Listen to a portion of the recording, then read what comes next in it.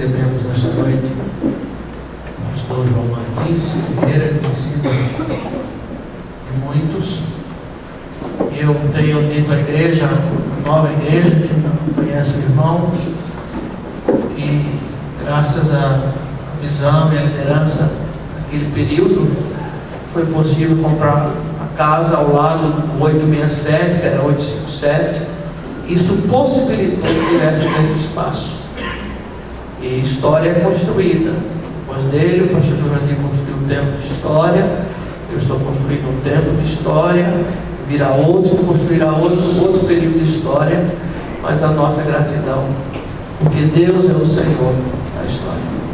Seja bem-vindo.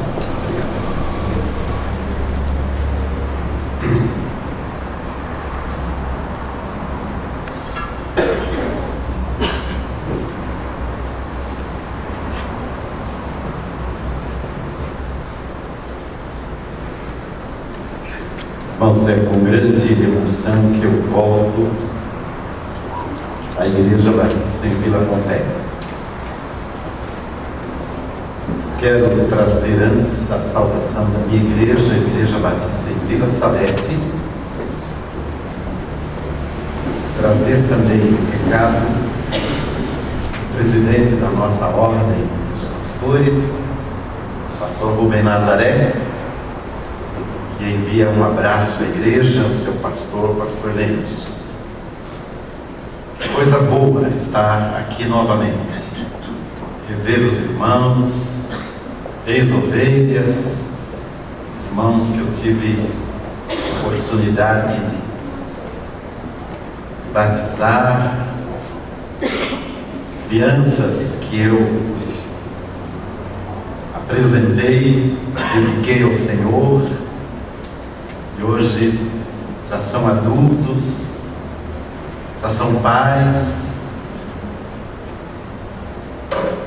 Eu me alegro e me emociono com esta oportunidade. E agradeço a igreja, agradeço ao pastor Leilson esta oportunidade de aqui estarmos. A minha história com a igreja da Vila Pompeia tem dois momentos marcantes. Nos anos 50, os meus pais eram membros desta igreja. E eu era aqui um garoto, frequentando os bancos da escola bíblica dominical, aprendendo a palavra, sendo inspirado pela palavra que vinha da minha professora de escola dominical, Dona Maria de Cunto. Me lembro, irmãos, que o que eu aprendi na classe da escola dominical com a Dona Maria de Cunto, eu aprendi mais do que no meu tempo do seminário. Bíblia, muita Bíblia. Lembro também de outras professoras que tive, a saudosa irmã Chiquita. Que bênção aquela mulher na minha vida, que inspiração.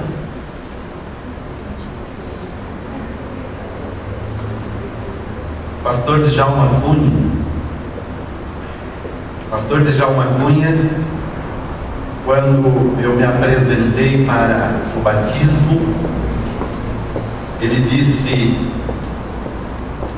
não vou me batizar, porque você é muito criança. Tinha 8 anos de idade.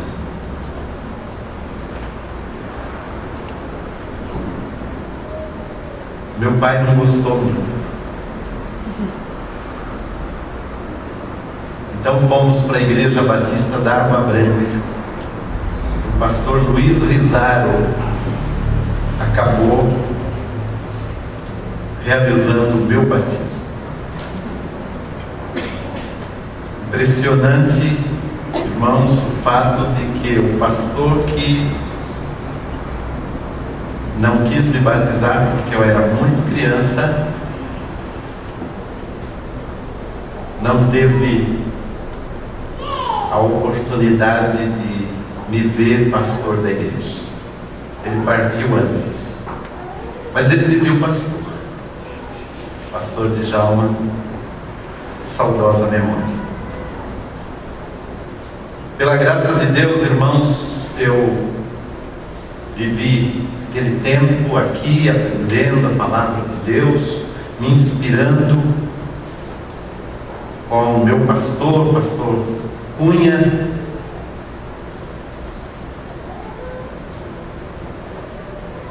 E há 35 anos e 7 meses, exatamente, eu tive o privilégio de ser empossado pastor desta igreja.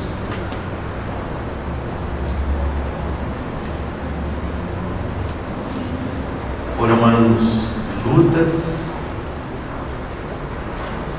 mas anos de vitórias. Como há de ser a vida dos pastores, dos servos de Deus e da igreja de Deus. Me alegro ver aqui alguns colegas pastores. Tive também o privilégio desses últimos 7 anos ser o presidente da Ordem dos Pastores. Este ano eu sou vice-presidente.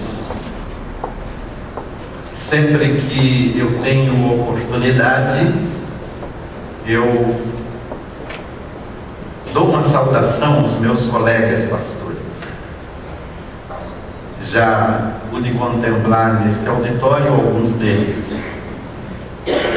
Pastor Jurandir, que me sucedeu no pastorado desta igreja, pastor Elias. Pastor Elias foi o meu companheiro de juventude.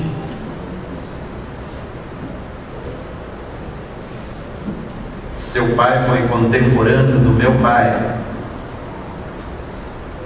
desde o tempo do Recife. Pastor Paulo Schenck, que alegria ver o irmão. Louvamos a Deus, irmãos, porque a Igreja Batista em Vila Pompeia está fazendo história. Uma bela história. Uma bela história. Quem acompanhar a história dos batistas deste estado não pode deixar de ler o capítulo Contribuição que a Igreja Batista em Vila Pompeia tem dado à obra batista em nosso estado. Portanto, parabéns pelos 80 anos. Que os irmãos continuem realizando esta obra maravilhosa. Por esta razão eu decidi trazer para os irmãos o tema Caminhada da Igreja. Não vou falar muito.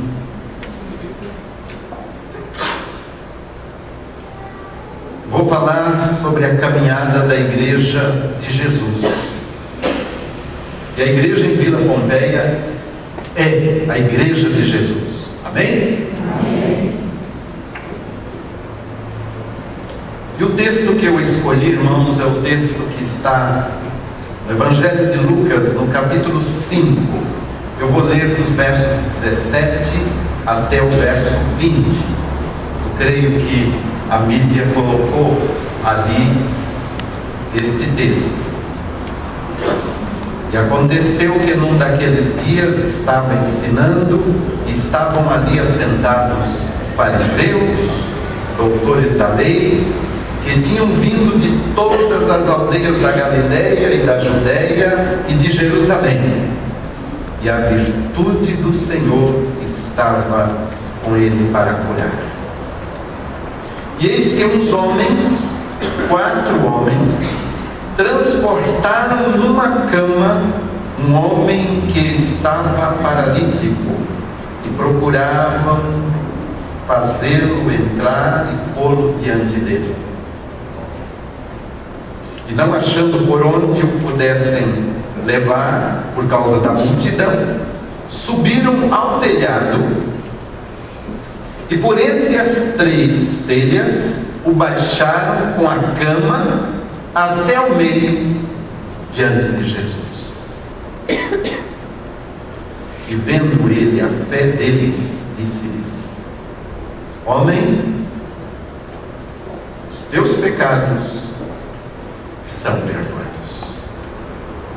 Meus irmãos, a igreja de Jesus é uma instituição diferente das demais instituições. Está no mundo, mas não é do mundo. Está no mundo para fazer uma obra que nenhuma outra instituição possa fazer, pode fazer ou deva fazer. Numa oportunidade como esta, ao celebrarmos os 80 anos da Igreja Batista em Vila Pompeia, é tempo da gente refletir o passado.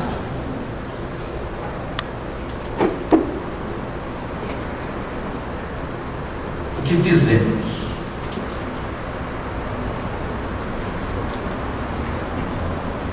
Mas também, meus irmãos, é tempo de refletirmos sobre o presente. O que estamos fazendo? Ou talvez, como estamos fazendo?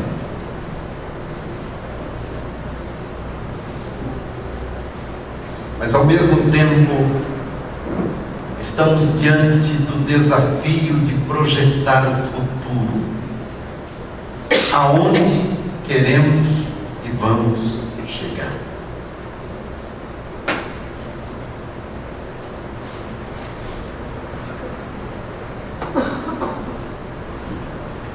A obra da igreja é dinâmica, é um contínuo progressivo.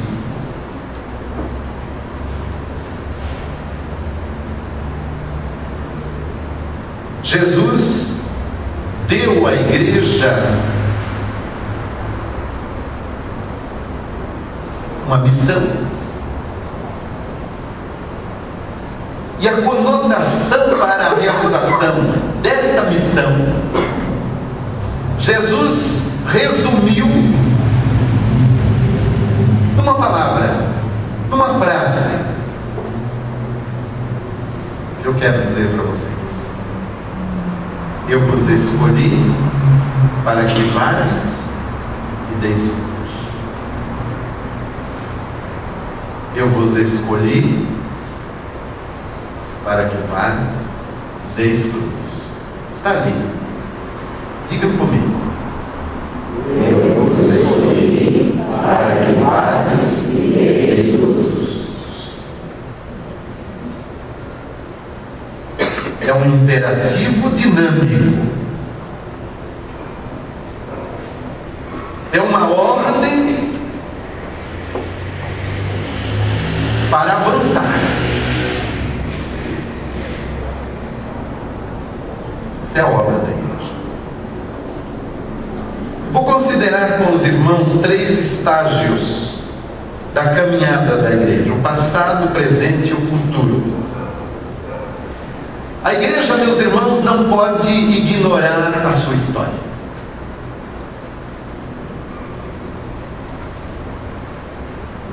A igreja do presente não pode ignorar a sua história.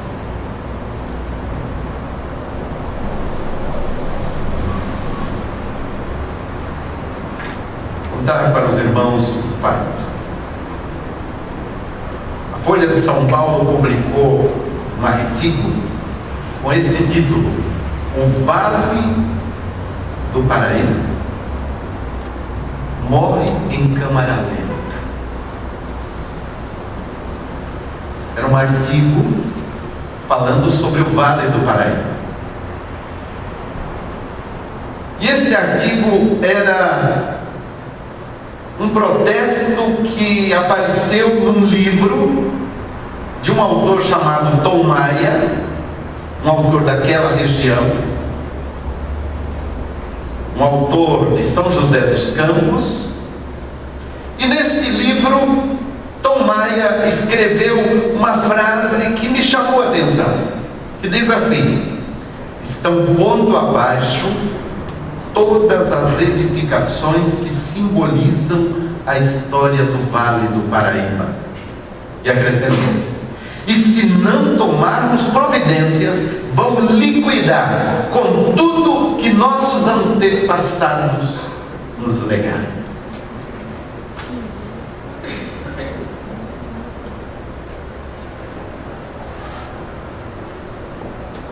Lendo este fato, esta reportagem, eu comecei a pensar num colega pastor. Tem pastor e pastor, mas este colega assumiu o pastorado de uma igreja aqui em São Paulo. Com o entusiasmo da juventude, o entusiasmo de ser pastor daquela igreja, numa expectativa de ver a igreja crescer e ser uma igreja marcante na história de nossa cidade, de nossa associação batista. Sabe o que ele fez? Nos primeiros tempos do ministério ali, ele queimou os documentos da igreja, os boletins da igreja. E não satisfeito, irmãos, ele queimou os bancos da igreja, as cadeiras onde os pastores sentaram. E os irmãos da música queimou o órgão da igreja, sob a alegação de que agora é tudo novo. O passado passou, vamos apagar.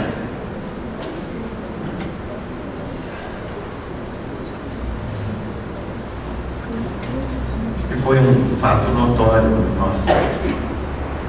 nossa convenção.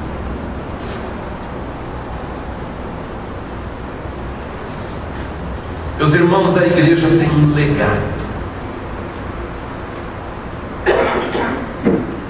Este legado histórico, aquilo que a igreja fez, é de suma importância para a igreja hoje, e o será para a igreja amanhã. E é bíblico.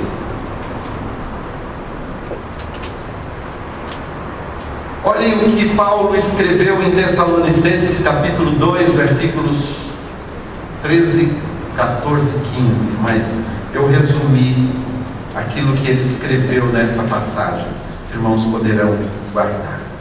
Deus nos alcançou desde o princípio para alcançarmos a glória de nosso Senhor Jesus Cristo.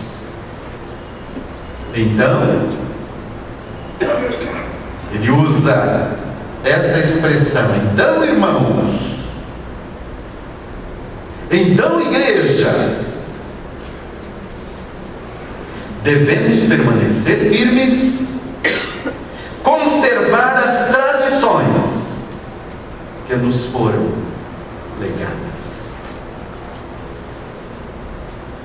Conservar as tradições. Pode ser, meus irmãos, que isto constranja um pouco os modernistas, os menos conservadores, mas quando se trata da obra obra de Jesus, da igreja de Jesus.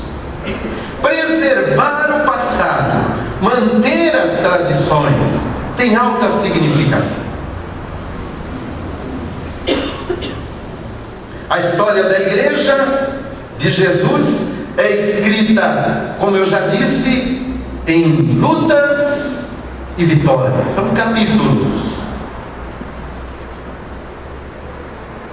Em todos os capítulos existem lutas e existem vitórias. A riqueza do tempo, meus irmãos, passado,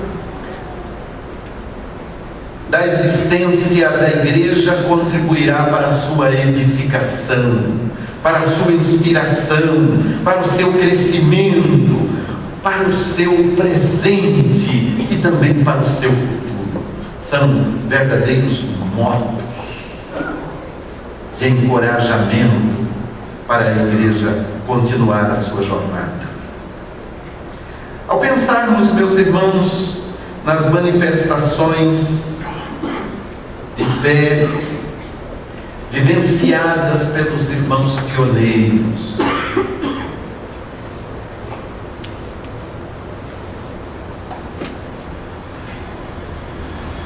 vocês ouviram falar, os mais velhos,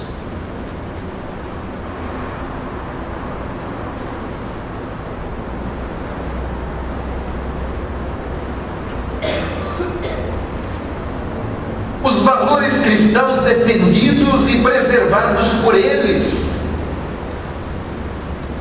em diferentes gerações, em diferentes grupos, com diferentes pastores. Nesta igreja eu estou nesta relação, pastor Jurandir, nesta história, pastor Neilson, líderes.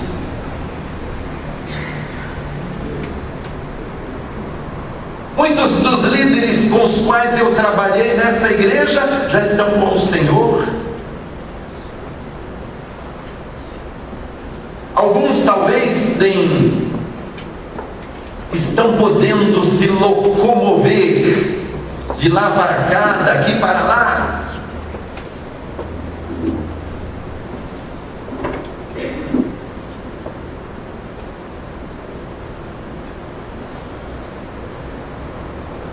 Não temos, meus irmãos, como deixar de registrar hoje nosso grato reconhecimento. Louvar a Deus e dizer: bendita a fé dos nossos pais.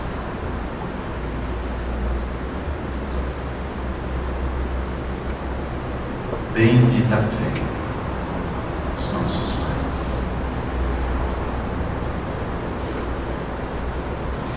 Eu fico pensando quantos embates, quantos combates. Fico pensando as lágrimas, quantas lágrimas, quantos risos,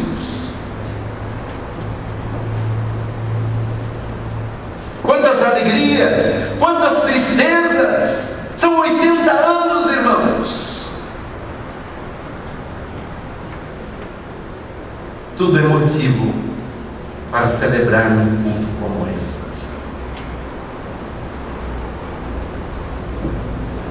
A igreja de Jesus, meus irmãos, passa por perplexidades, por peripécias, por tribulações, por angústias. Mas tem uma coisa: mesmo em meio a tudo isto, ela tem sido de século a século, de tempo em tempo, uma influência positiva, salutar, benemérita, triunfante, porque antes de tudo, ela não é a minha igreja, ela é a igreja de Jesus.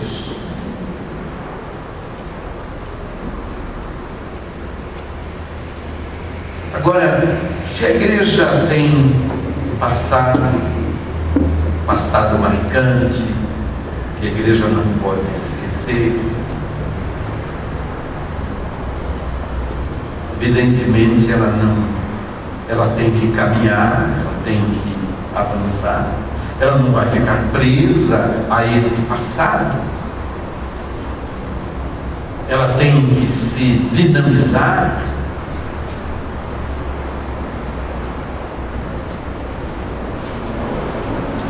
No texto que eu li para os irmãos,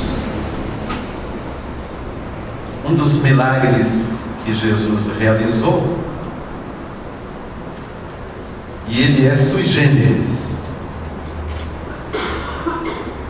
porque havia um grupo de fariseus, de escribas, discutindo teologias, discutindo esquemas, discutindo coisas da religião, da sua religião, criticando a religião dos outros,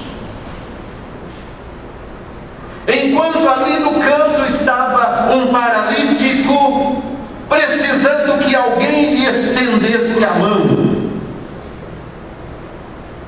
até que 4 homens arrumam uma cama, colocam o homem na cama e vão levá-lo até Jesus. Em lá chegando, eles encontram a casa cheia, vazando pelo ladrão.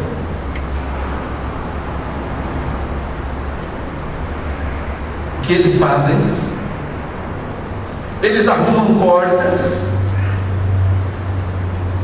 eles dão um jeito de subir no telhado, faz um buraco no telhado e desce o homem e o coloca diante de Jesus.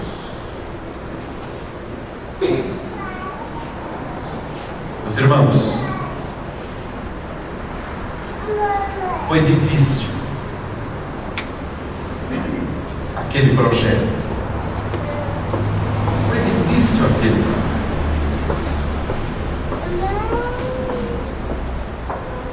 A Bíblia diz que ele foi salvo e ele foi curado. E olhem só, o homem que veio em cima da cama, agora a cama sai em cima dele. Ele carrega a cama. Porque Jesus diz assim: pega a tua cama e anda. E ele pegou a cama e andou.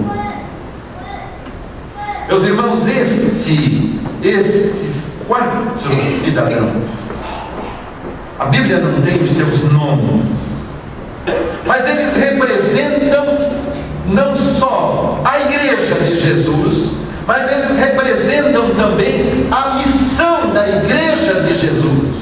E a missão da igreja de Jesus é levar almas aos pés de Jesus. É colocar, é confrontar os pecadores diante da proposta da salvação eterna que Cristo veio trazer.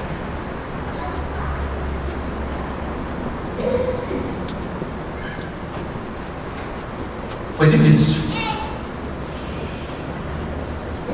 mas a obra da igreja é difícil. Agora eu estou falando para a igreja do presente, estou falando para a igreja de hoje. E olhem só, irmãos, é difícil, e a igreja do presente está em graves perigos e ameaças. Uma igreja amedrontada, uma igreja desconfiada, e o pior de tudo, uma igreja acomodada.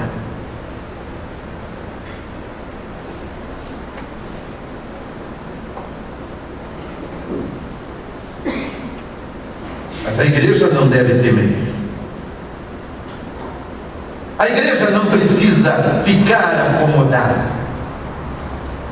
A igreja há de encher-se de coragem, sabendo que o nosso Senhor e Salvador Jesus Cristo disse algo que realmente resume a perspectiva da igreja do presente.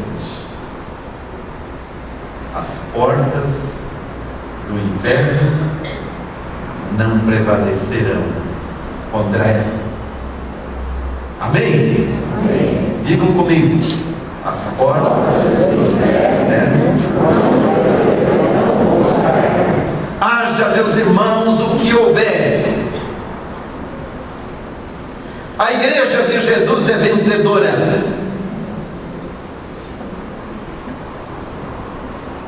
A igreja de Jesus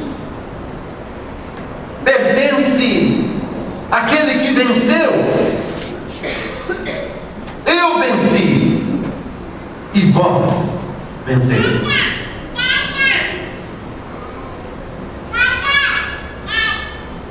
A igreja está no mundo, meus irmãos, para ser uma instituição de trabalho, de atuação, de proclamação.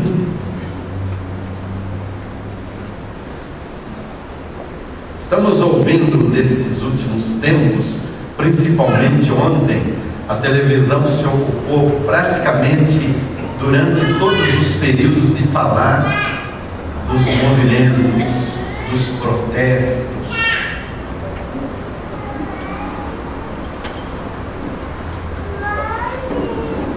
das reivindicações do povo brasileiro. Mas, meus irmãos, vejam só, a igreja não pode se esconder num momento como este. Este é o momento da igreja.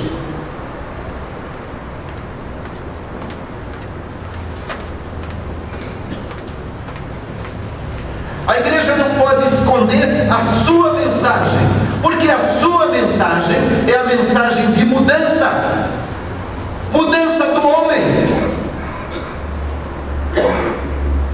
É a mensagem mais apropriada para mudar este país, para mudar esta cidade.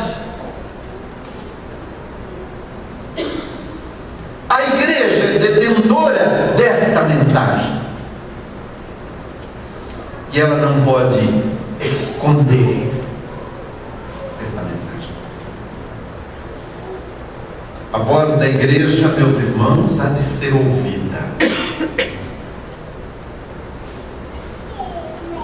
Diante da miséria, da opressão, da corrupção e do pecado que tão de perto nos rodeia.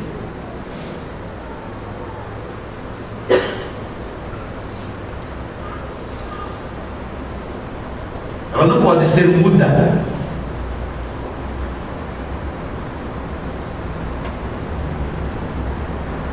Me reporto aqui, meus irmãos, aos apóstolos no passado, quando foram levados às autoridades,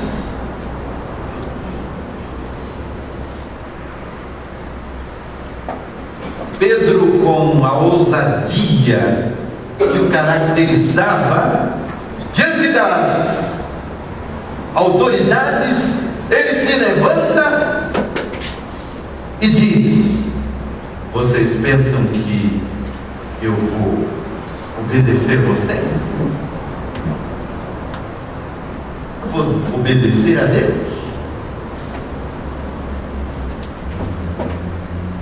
Com autoridade, ele vira-se para as autoridades e diz: não podemos deixar de falar do que temos visto e ouvido.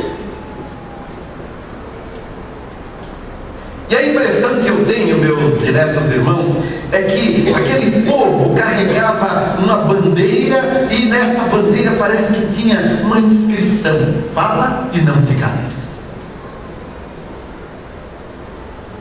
E eles tinham aquele sentimento de que se estes se calarem, as pedras clamarão. Pedra é símbolo de silêncio, de mudez. Por isso a igreja não pode deixar de falar. A voz da igreja há de ser ouvida.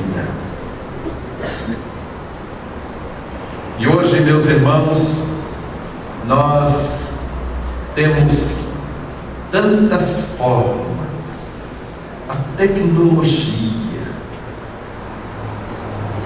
que vem favorecer a igreja, vem facilitar o exercício da missão da igreja, seja pelo Facebook,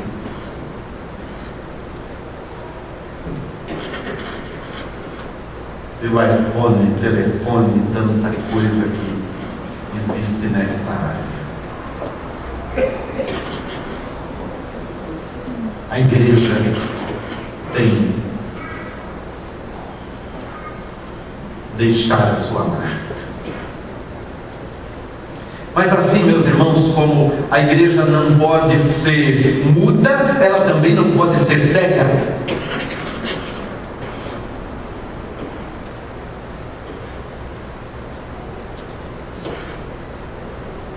A igreja tem que estar aberta para alcançar as necessidades que a cercam.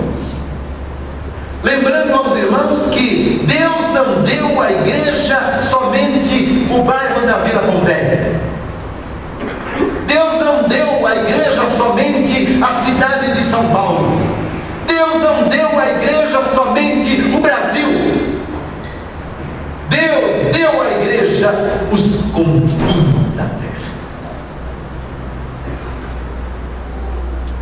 E a ordem foi esta: ergam os olhos. Ergam os olhos. A igreja não pode ser míope, apenas vendo a obra das suas quatro paredes. Eu estou falando, meus irmãos, da igreja missionária. A igreja de Jesus há de ser uma igreja missionária. Ampliar a sua visão.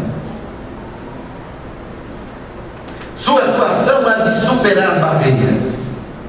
Os irmãos viram aqueles 4 homens, chegaram na casa, a casa estava cheia, eles de imediato subiram ao telhado, fizeram um buraco e cumpriram o propósito de levar o homem até Jesus. A igreja dos nossos dias precisa fazer buracos.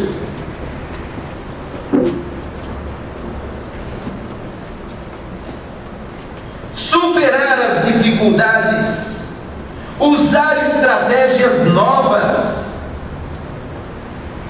e cumprir a missão.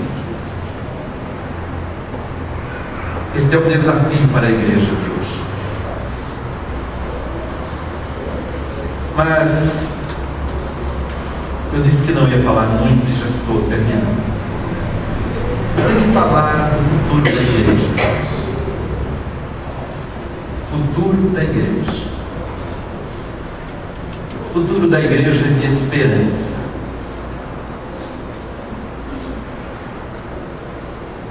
Vocês já devem ter ouvido esta frase: o futuro está garantido.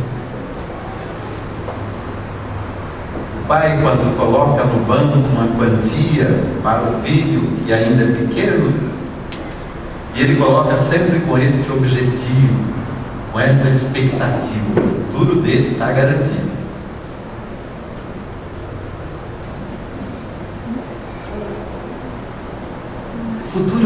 igreja está garantida.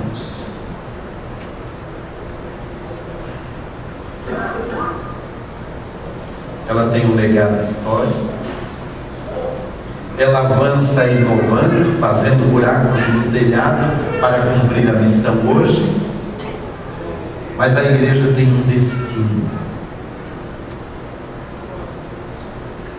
Ela sabe para onde vai. A Bíblia diz que a esperança não traz confusão. Quando o amor de Cristo está derramado em nossos corações. Quem é da igreja? Quem pertence à igreja de Jesus?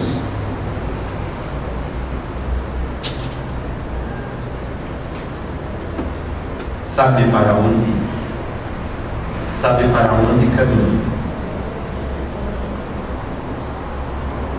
sabe que a glória do Senhor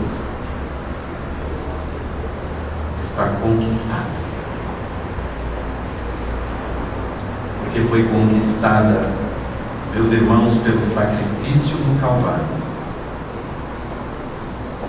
E o sacrifício no Calvário ratifica a esperança eternal da igreja.